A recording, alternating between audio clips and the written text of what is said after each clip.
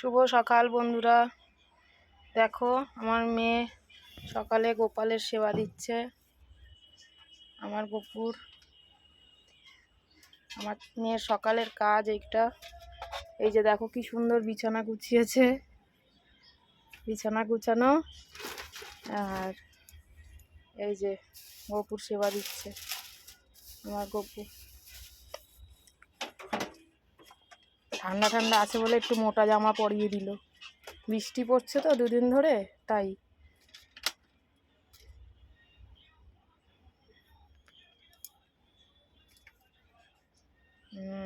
এই তো